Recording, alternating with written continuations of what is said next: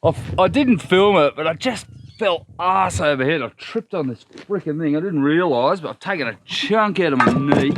Jesus, it's lethal. I've been grinding and welding, and no lie. Some of the dangerous shit I do, and then I just trip arse over head on a freaking piece of steel. I hit one of these little braces I cut, went sideways, and that was it. Down on the ground like a bucket of shit.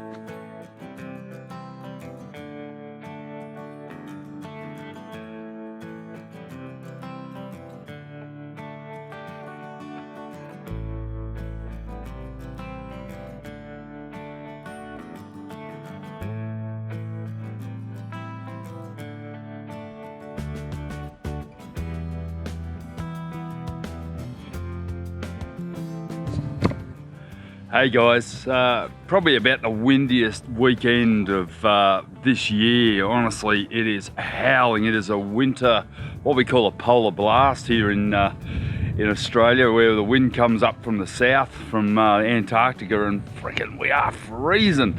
Still in t-shirt and shorts though, toughing it out.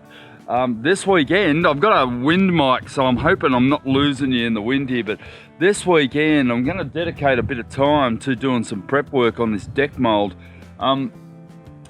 What I have to do, I have to basically flip this entire mould over up onto those wheels there that are on the top of them, onto those casters, and it's not that easy because I have a fairly vulnerable area at the bottom of the mould there, which is actually the mould edge. So down on the bottom there, along that edge there, is the mould edge, and what I don't want to do is when they roll it, I don't want that to crush on the concrete. So the crane's going to have to pick this thing up from the other side and lift it vertically and roll it over and sit it on the wheels. So what I'm planning to do is create and weld at least 3 legs off these uprights that you see on the mould here, that are going to come out and then down and actually touch the ground, so that when he picks it up, it'll pivot over on those legs, not on the mould itself. It is a bit of a dangerous time. I'm worried. I'm very, very worried about it. Now I'm going to go away for about a month or so in a couple of weeks time,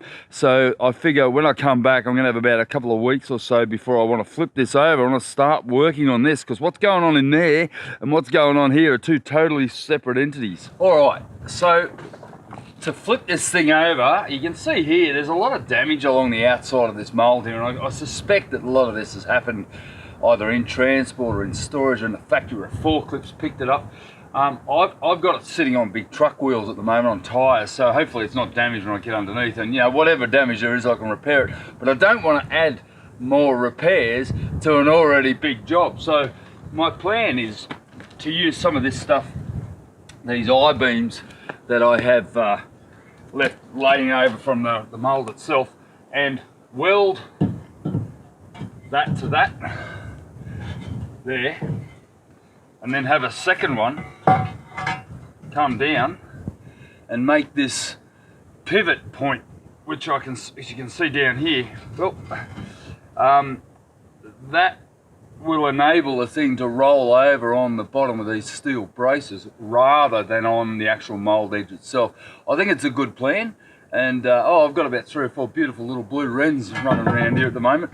They've obviously made their home under the mould here, so they're going to get a shock when I move this stuff, but that's what I'm planning to do, and then I can cut those off and leave them on the mould, and then I could possibly use that to anchor the hull and deck together when I store the mould again. So I've got a sort of a long-term plan for this, but for now I'm going to need to cut all of these individually and get them pretty much set.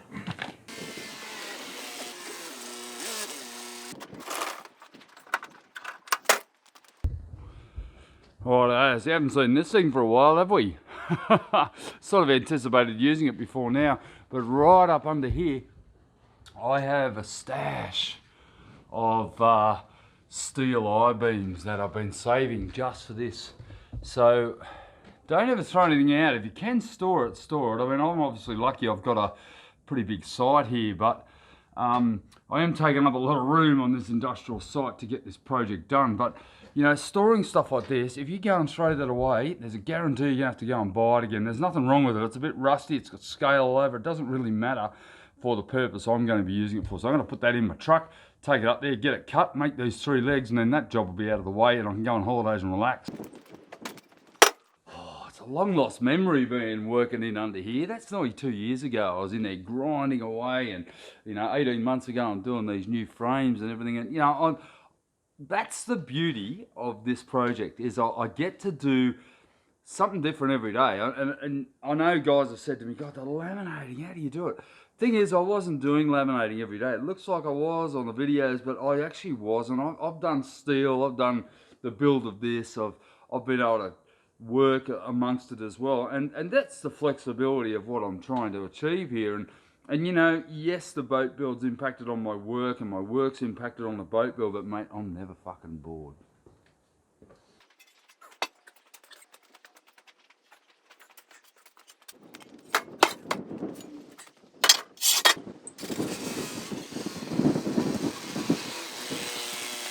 I had to tie the camera to the bloody letterbox because frick, it's windy today. It's absolutely blowing a gale. Blowing a gale.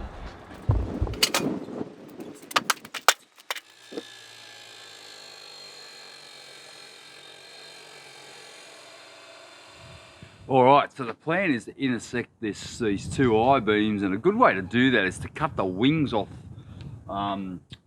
on certain sections, and you can actually trim them down and intersect them and then re-weld them back together, and basically you've got a really strong section. If you were just to butt join it and try to weld it, you're only getting minimal amounts of surface area. So I've done it on the big mould down there. I'm going to do it here. So if you haven't done this sort of work before, just to explain, what I want ultimately is for this to fit here, right, like so. And you want this flap over the top because that'll end up down here somewhere, so you're getting all this extra surface area for welding. As a result, you want the top as well. So I've just cut that square, and then what I'm going to do, I'm going to notch out down here. I'm going to take out this piece here, and I could use a plasma cutter, but I'm more likely to use just a big sort of 10-inch grinder. I find that often is a lot quicker and a lot less mucking around.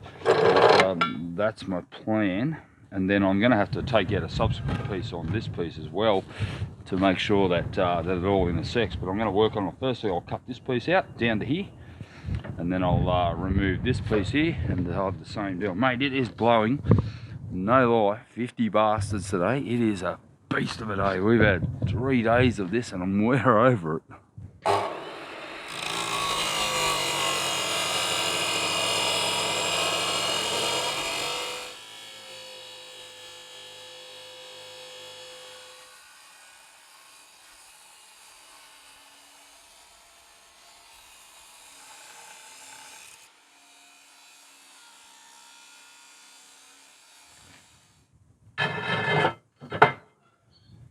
Beautiful. Right, so now that I've intersected all these I-beams and I've done the 3 legs I want, I'm gonna get my flat disc grinder and just clean up around anywhere that needs to be welded. I'm not concerned whether it's got rust on it or not, but I'm gonna clean it up, make sure that I'm gonna get a really good penetration with the weld, and then tomorrow, so it is blowing 100 mile an hour today. Honestly, it's foul, and I bet you're happy that I've got this little fluffy bear on my mic, because it's you wouldn't be able to even hear me.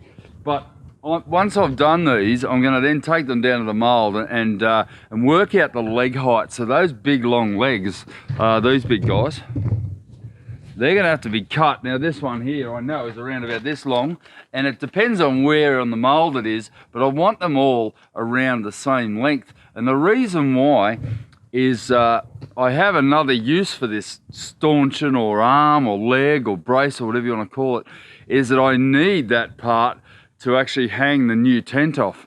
The tent that I've bought is about that much too narrow for the mould, and I got it like seriously a third of the price that you pay for the first one, but the first one is 8 meters wide. This one is only 6 meters wide, so it's going to come in about that far for about 6 feet of the edge of the mould.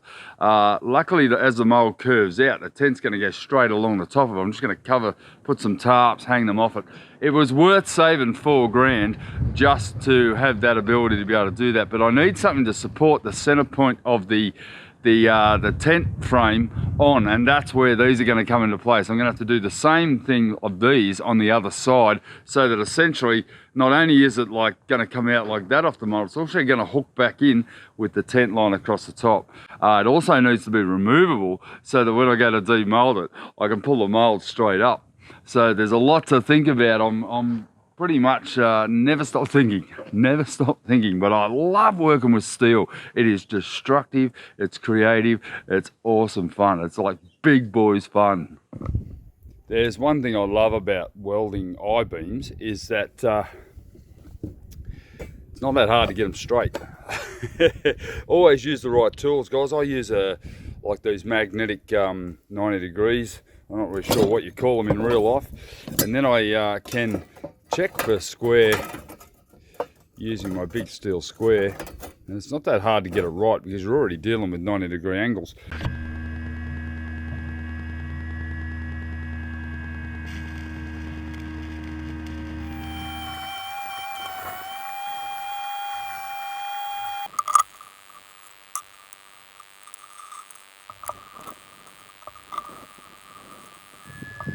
Right, that's 2 done. On to the 3rd. They're pretty. So we've worked out the leg lengths that we need to create these pivot arms. I'm going to have to chop them short. Obviously, the shorter that leg is, the better, which will create less bending motion. I'm not really sure how I'm going to brace that up, but anyway, I'm going to cut them short, get them all the right length, and I've got to work that out. So I've made up a couple of braces. Pretty obvious what they're going to be for. I just needed some flat sheet, but I needed some thickness. I didn't want to use an I-beam. It's a bit difficult to turn into a brace, but that's just going to go like that. And that's about all the room I've got in between the mold and the actual leg. So I'm just going to clean that up with a flat disc, get them tacked in place, get them welded, and then, yeah, should be able to ready to mount them onto the mold.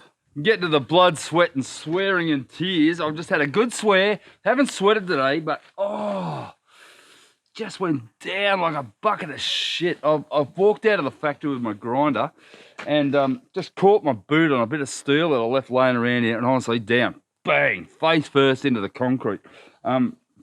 Yeah, landed on my elbow too. I think I've taken a bit of bark off it as well. The swearing, the sweat, the blood, and the tears are going to come later when I hit the bath. I hit some betadine on these spots far out. It's brutal on the mold, or the holes here. It's brutal on the holes.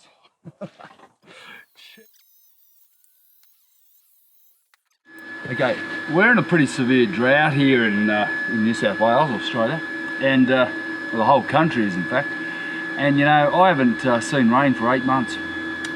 The day I get my welder out, it rains. Every friggin' time, I'm not joking, every time I get my welder out, it rains.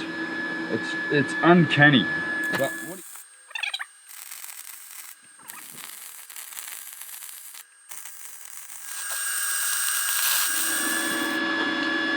unbelievable. It's raining. Not happy. Not happy. Freaking hell. All set up, and it's raining. But then again, it hasn't rained for months and we need the rain, so. That was a big day. I got the 3 legs made for the deck mold, and you know, save a couple of falls. Actually, one of the falls, fair income. I just base planted on the concrete. Don't know what happened. I just sort of had a little moment. Must be getting old or something. But here I am down the deck mold. You can see down here, I've got my big legs, my big pivot legs. You know, this is the best I could come up with. I'm sort of hoping that he can pick it up more centrally and lift it and take some of the pressure off and then simply pivot it over. I think we're going to be able to work it out. It's not something that could easily be sort of put on a rotisserie and rolled. So I think really this will be the answer. We're going to put down some padding and a lot of other stuff when it actually happens. So today I'm going to weld these large pivot legs that I've got here that I've spent last weekend making onto the deck mold. And as I like to say, if in doubt, get the flat disc out. They're one of the best tools ever, and because this is a particularly rusty surface, I should be able to eat this up in no time. So I've done a bit of a dry fit on the mold here and make sure that I've got the appropriate leg for the appropriate task. But this one here is going to sit right here, so all I've got to do really is clean up this both surfaces, both the leg itself and the actual deck mould, and then just tack it all in place, and I've got to put some subsequent bracing in place. But important that I get this done now, because I'm heading away in about 5 days. I want to get this all ready for when I get back, so I can start to think about flipping her over.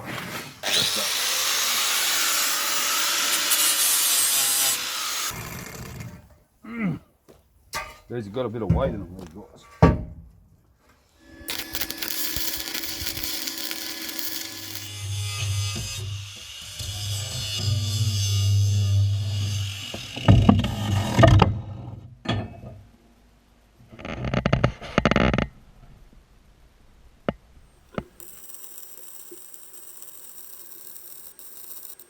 Right, so this brace here needs to be adjusted because it's not dead vertical, it's not a 90 degrees, so basically just sit him in there where you want him and draw a line, and I'm going to have to grind that bit off to get it to sit square, and then they'll be done. I'll be complete and another massive job ticked off. That's been probably about 2 or 3 days work getting these guys done.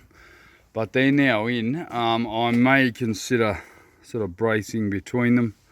Not really sure I'm going to need to. I'm sort of take advice from the crane driver when he gets here. I mean, I'm sure he'll be able to flip this over without these, but I'm just not prepared to risk this edge along here without some sort of protection and something that I can lever it over.